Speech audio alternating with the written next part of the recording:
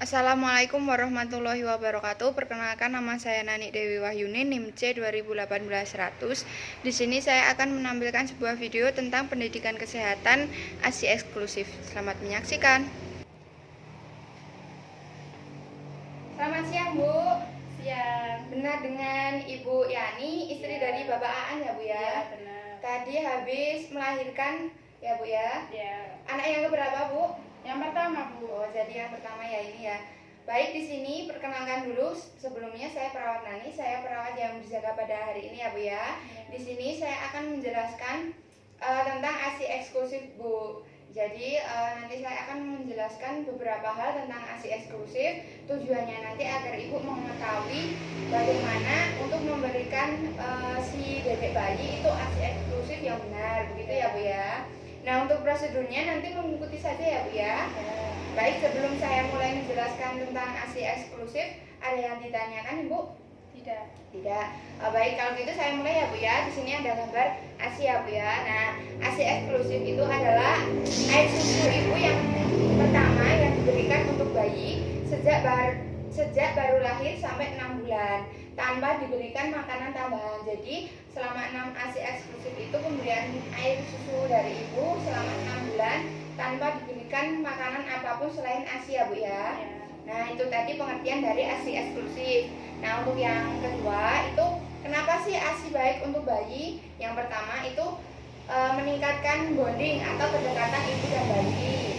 Lalu ada air ASI itu lebih mudah dicerna oleh si bayi. Lalu tidak perlu banyak mempersiapkan alat-alat. Soalnya kan air susu ibu pasti dibawa kemana-mana ya, Bu ya. Tidak perlu menggunakan alat botol atau gelas atau yang lainnya. Nah, yang selanjutnya itu selalu tersedia kapan saja. Jadi ketika si dedek bayinya itu nangis, langsung bisa diberikan susunya ya, Bu ya. Lalu mengandung faktor pertumbuhan dan melindungi bayi dari berbagai penyakit atau air susu itu bisa dibilang sebagai kekebalan tubuh si bayi, begitu ya, Bu ya. Nah, untuk yang selanjutnya itu ada manfaat menyusui bagi ibu dan bayi. Nah, untuk bayi itu manfaatnya untuk bayi itu yang pertama menyusui dapat mengurangi resiko bayi terkena infeksi dan penyakit seperti yang saya jelaskan tadi ya, Bu ya. Air susu ibu itu bisa menjadi sistem kekebalan tubuh untuk si bayi. Nah, menyusui yang kedua itu menyediakan nutrisi yang ideal bagi bayi dan meningkatkan bonding ibu dan anak. Jadi nutrisi dari air susu ibu itu sudah sangat ideal dan sangat lengkap ya, Bu ya. Nah, untuk yang selanjutnya itu menyusui dapat mengurangi resiko ibu terkena osteoporosis ibu. Jadi kalau ibu itu bisa menyusui selama 6 bulan atau lebih, itu bisa mengurangi resiko ibu terkena osteoporosis, diabetes, atau kanker rahim, begitu ya, Bu ya.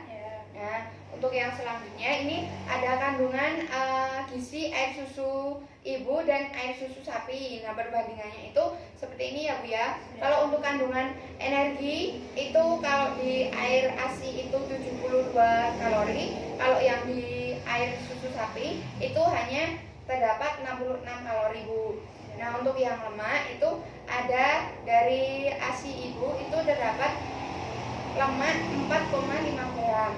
Nah, untuk yang air susu sapi itu terdapat 3,7 gram saja.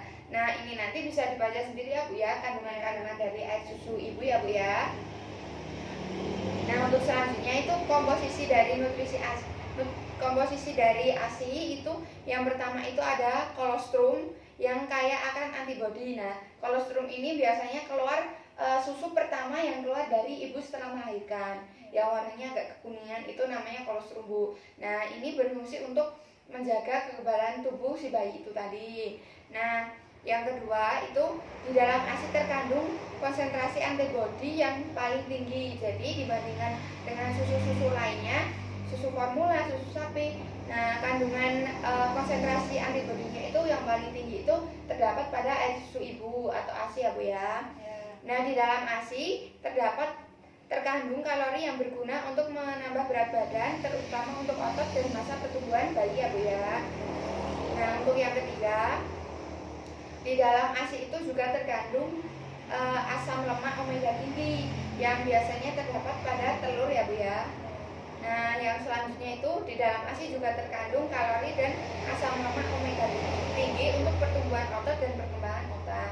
Jadi asam lemak omega tinggi yang terkandung di dalam ASI ibu itu bisa meningkatkan pertumbuhan otak ya Bu ya. Nah, untuk selanjutnya itu cara memperbanyak ASI. Nah, di sini saya akan mengajarkan tentang bagaimana cara agar biasanya kalau ibu habis melahirkan itu ASINya keluarnya baru sedikit ya Bu ya. Ini ibu ASINya udah keluar banyak atau masih sedikit? Udah banyak. Oh, udah banyak. Nah, untuk memperbanyak lagi ibu harus lebih sering-sering menyusui ya Bu ya. Jadi semakin sering ibu menyusui untuk dedek bayi, nah ASINya itu akan semakin lancar. Begitu ya Bu ya. Nah, untuk yang kedua itu caranya yaitu mengonsumsi makanan-makanan yang sehat ya Bu ya.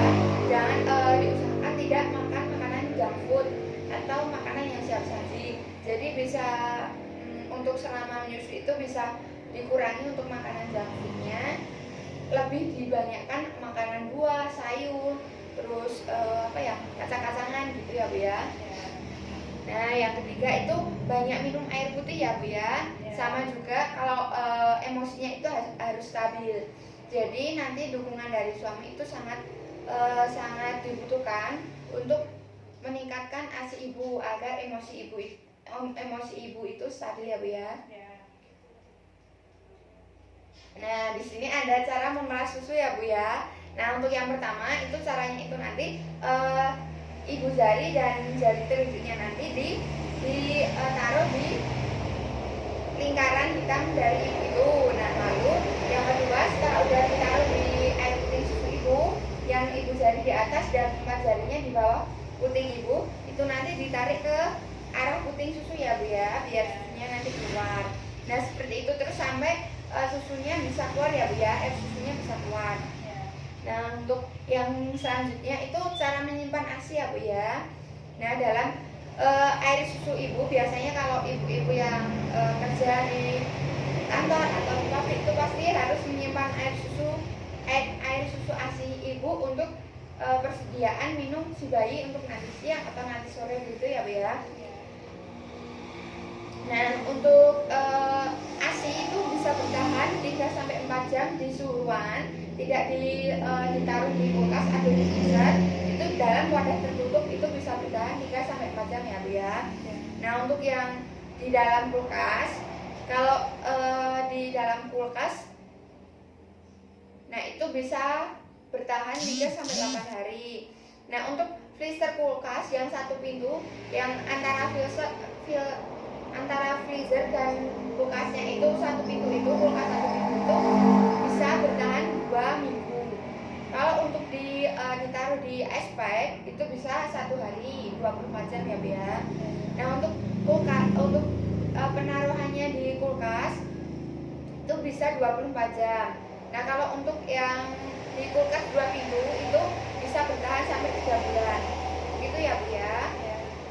Itu tadi cara penyimpanan ASI ya Bu ya. Nah, untuk cara memberikan ASI eksklusif pada ibu bekerja, yang pertama itu harus bisa menyediakan air susu atau ASI yang cukup untuk si dedek bayi selama 1 hari. Karena tadi penyimpanannya sudah saya jelaskan ya Bu ya. Dan kalau bisa diusahakan itu selama pemberian ASI eksklusif, kalau berkenan bisa mengambil cuti dulu Bu kalau bekerja. Nah, itu yang selanjutnya itu juga ada dukungan dari keluarga. Jadi kalau ibu nanti bekerja, dari ibu mertua atau ibu sendiri atau suami itu bisa mengurus si dedek bayi ya Bu ya. Nah, yang selanjutnya itu ada fasilitas yaitu yang dimaksud di sini itu adalah ice pack atau botol untuk menaruh ASI ibu yang digunakan untuk wadah ASI ibu yang mau ditaruh di dalam kulkas. Begitu ya Bu ya. Nah, itu saja yang bisa saya jelaskan. Apakah ada yang ditanyakan Ibu? Tidak. Jadi sudah jelas ya Bu ya. Baik, kalau begitu untuk selanjutnya nanti saya akan kesini lagi untuk memberikan pengecekan suhu pada dedek bayi ya Bu ya, sama mau mengganti itu infus ibu karena infusnya sudah habis ya Bu ya. Baik, kalau gitu saya permisi dulu. Terima kasih ya Bu ya atas partisipasinya. Baik, kalau gitu saya permisi dulu ya Bu. Assalamualaikum.